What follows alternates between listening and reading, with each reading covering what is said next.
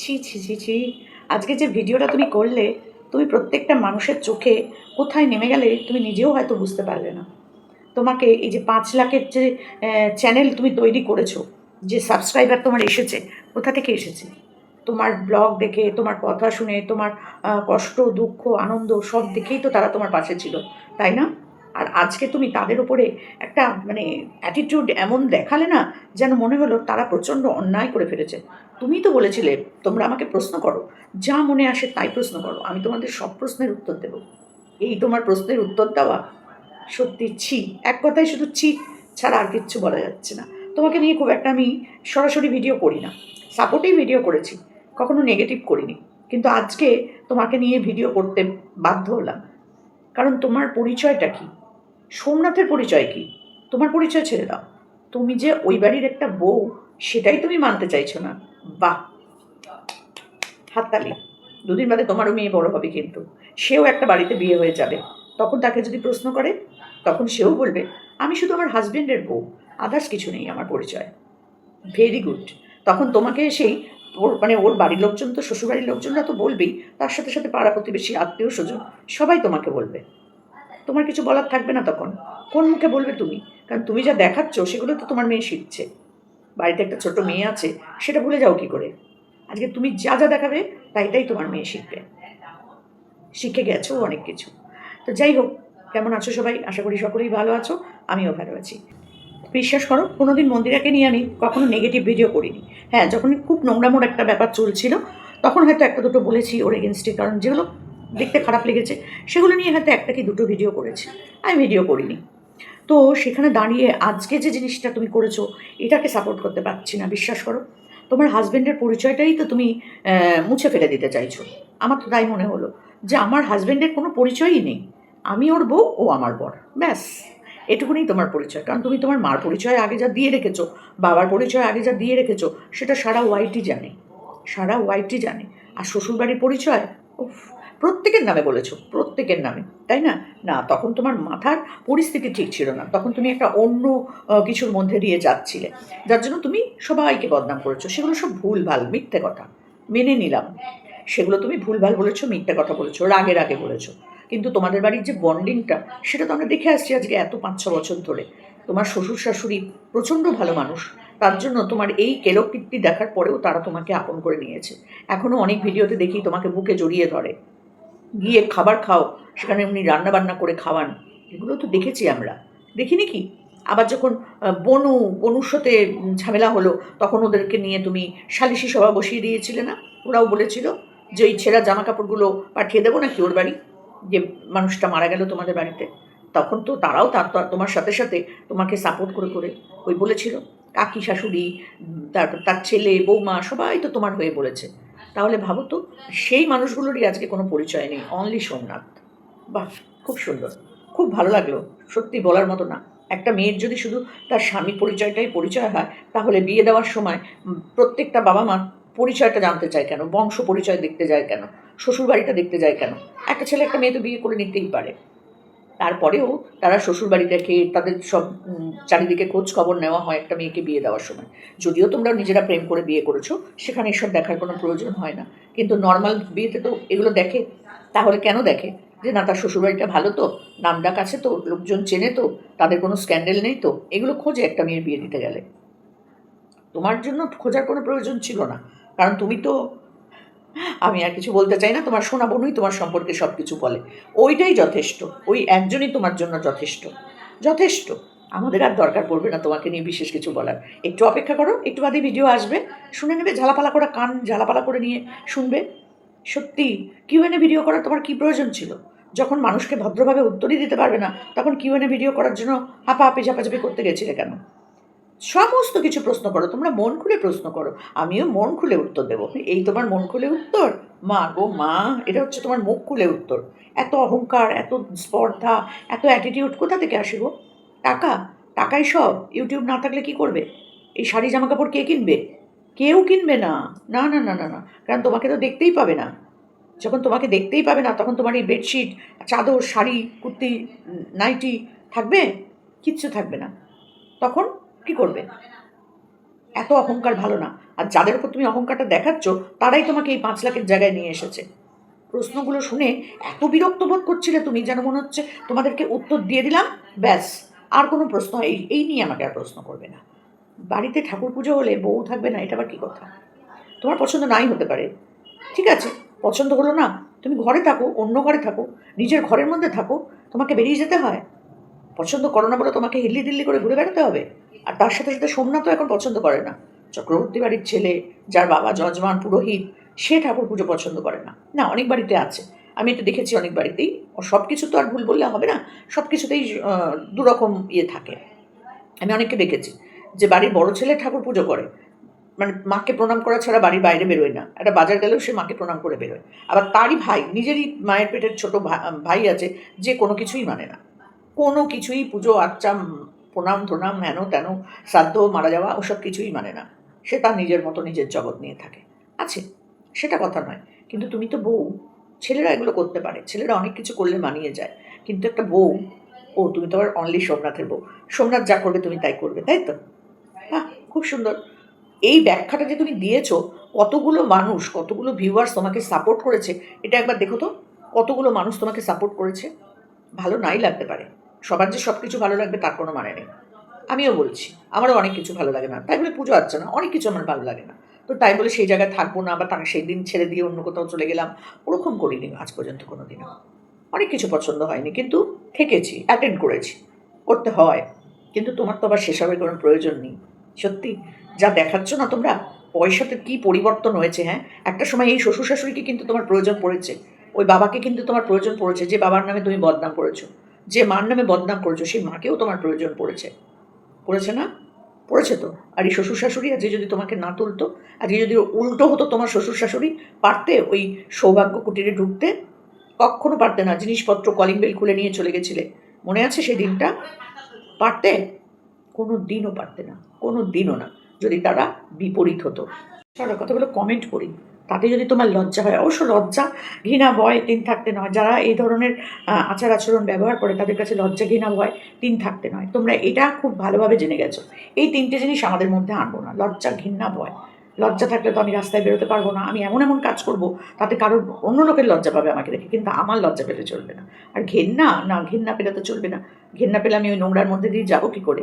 সেই জন্য ঘেন্নাকেও তোমাকে জয় করতে হয়। আর ভয়ের তো প্রশ্নই নেই, কাউকেই যখন তুমি ভয় পাবে না তখনই তো তুমি ডেসপারেটলি সব কিছু করতে পারবে, তাই না?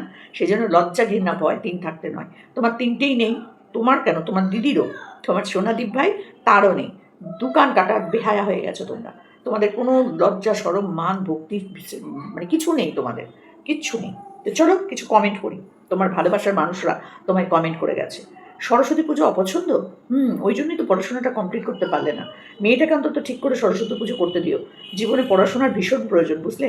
আরেকটা কথা, তুমি তো মহাদেবকে মানো, আর সোমনাথ তো আগে প্রতি সোমবার মহাদেবের বার পালন করতো, এখন করে না কেন? তোমার তো সোমনাথের সাথে সাথে সোমবারটা পালন করা উচিত। বড় বাবাকে তো মানো বললে, তাহলে শনিবার নিরামিষ খাওয়া উচিত। কাকে বলছেন আপনারা? আচ্ছা, দাঁড়াও, বাড়ির বউ না, সোমনাথের বউ। সোমনাথের বাড়ি কোথায়? তুমি কোথায় থাকো? আশ্চর্য, ফালতু যত সব। ফালতু নয়, ওর কাছে এগুলো ফালতু নয়, তার রিপ্লাই দিয়েছে। সোমনাথের বউ আমি, আর কোনো পরিচয় নেই আমার। বাহ, তোমার আর কোনো পরিচয় নেই, কিন্তু সোমনাথের তো আছে রে ভাই। আচ্ছা, ঠাকুর পুজো যার কাছে থেকে পেতে চান তাকে দিয়ে ঠিক করিয়ে নেন, তুমি যেটুকু পারো সেটুকুই করো, কিন্তু ভালো লাগে না নাম ধরে বলো না, একদম ঠিক কথা।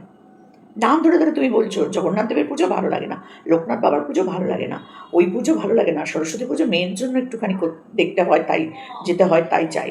ছি ছি ছি ছি, বলতেই পারতে যে আমি ওই পুজোগুলোতে থাকতে পারি না, অন্য সব পুজোগুলোতে থাকি, এভাবেও তো উত্তরটা দিতে পারতে, তাই না? ঘুরিয়েও তো নাক ধরা যায়, সেভাবেই ধরতে। বা আবার নাকে ঘুষি মেরে এটা আমার নাক দেখানোর কোনো প্রয়োজন ছিল কি? লাগলো তো তোমারই, কারণ এই কথাগুলো তো তোমাকেই শুনতে হচ্ছে। আচ্ছা, ও তাই জন্য পুরী যেতে দেখিনি তোমাকে, জগন্নাথ পছন্দ না, জগতের না তুমি, উনিই হচ্ছেন সর্বশ্রেষ্ঠ, তাকে তোমার পছন্দ না। পছন্দ নাই হতে পারে, কিন্তু তোমাকেও তো সবার পছন্দ না। এবার শোনো, সবার মুখ থেকে কী কী বের হয়ে। তোমার সোনাদীপ ভাই এখনো তো আসেনি মনে হয়, যখন আসবে তখন শুনবে, আরও শুনবে। প্রাণের দীপ ভাই না, সোনাদীপ ভাই। আচ্ছা, শুনেছি গাড়ি থাকলে বিশ্বকর্মা পুজো করতে হয়, আর বাচ্চাদের পড়াশোনা শুরুর আগে সরস্বতী পুজো হাতে খড়ি দিতে হয়। তুমি কি সেটা করেছিলে? হাতে খড়ি দিয়েছিলে মেয়ের? যাই হোক, মনে হয় দিয়েছিলে। আর এবারে কিন্তু বিশ্বকর্মা পুজো আসতে চললো, সেটা করবে তো নাকি সেটাও ভালো লাগে না বলে তুমি করলে না? গাড়িটা কিন্তু তোমাদের, গাড়িটা কিন্তু তোমাদের, তোমরাই, তোমার হাজবেন্ডই চালায়, তোমার বর সোমনাথ চালায়। সেজন্য লোকনাথ বা আরে বিশ্বকর্মা পুজো কিন্তু তোমাকে অবশ্যই করতে হবে। কি জানি তোমার আবার ভালো নাও লাগতে পারে। সত্যি কিছু বলার নেই আর।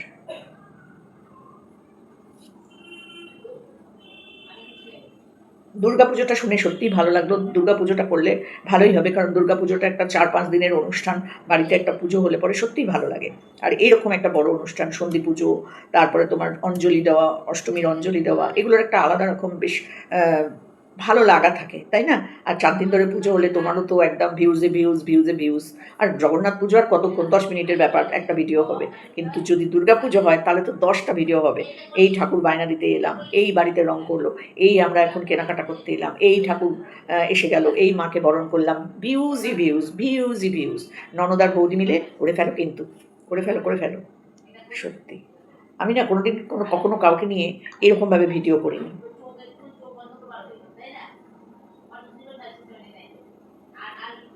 ছি,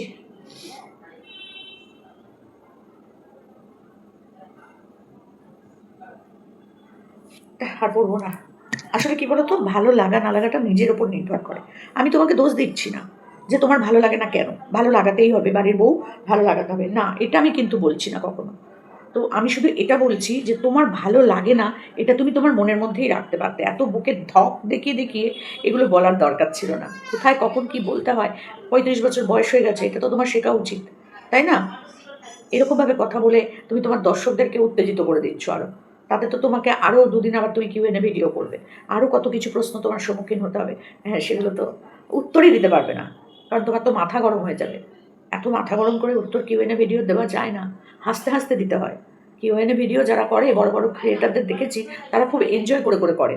এরকম রেগে গিয়ে তোমার মতন কেন আমি পুজোয় থাকি না, শুধু কি এই কমেন্টগুলোই এসেছিল? আরও অনেক কমেন্ট এসছে তো। তবে হ্যাঁ, একটা কমেন্ট খুব ভালো লেগেছে আমার, যেটা হচ্ছে, সোমনাথ যদি পরকীয়া করে তাহলে কি তুমি মেনে নেবে? এই উত্তরটা আমার কিন্তু ভীষণ ভালো লেগেছে।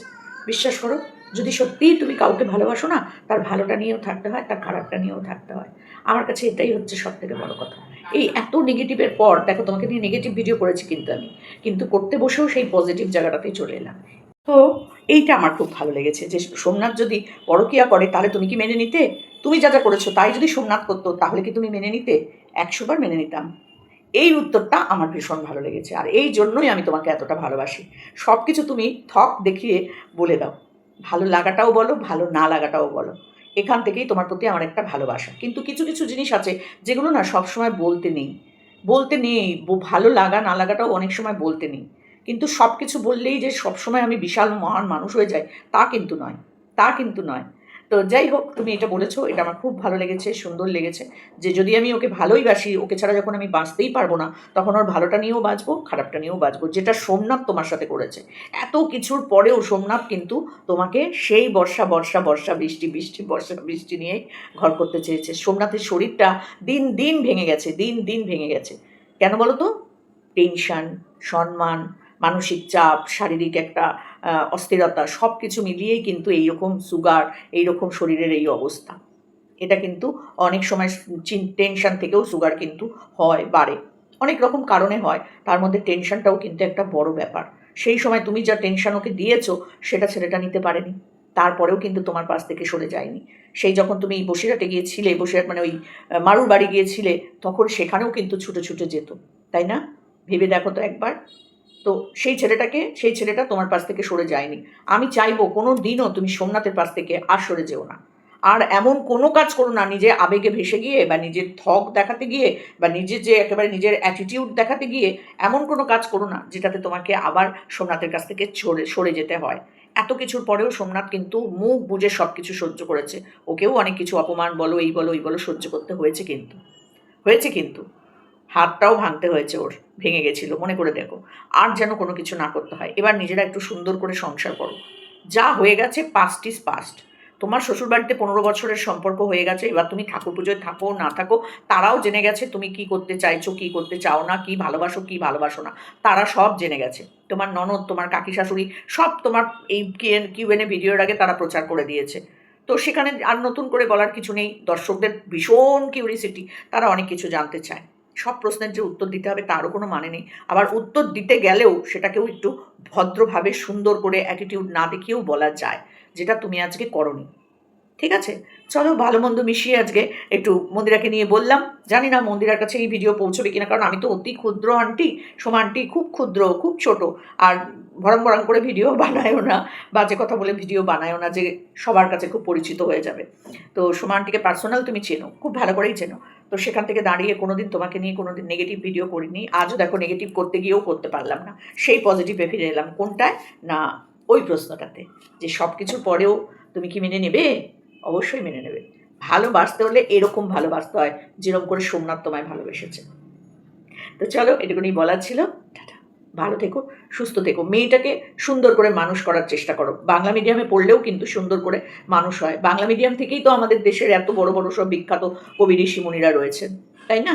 আমিও বাংলা মিডিয়াম থেকে পাশ করেছি, সেটা কোনো বড় কথা নয়। বাংলা মিডিয়াম থেকে পড়ে অনেক ভালো ভালো মানুষ অনেক বড় বড় জায়গায় কাজ করছে সম্মানের সাথে। স্কুল টিচাররা অনেক আছে বাংলা মিডিয়াম থেকে পড়াশোনা শিখে, তারা হেডমিস্ট্রেস। ওটা কোনো ব্যাপার নয়। যারা এই ধরনের প্রশ্ন করে তাদের প্রশ্নের উত্তর ওইরকমভাবেই দিতে হয়, কিন্তু বাকিগুলো না।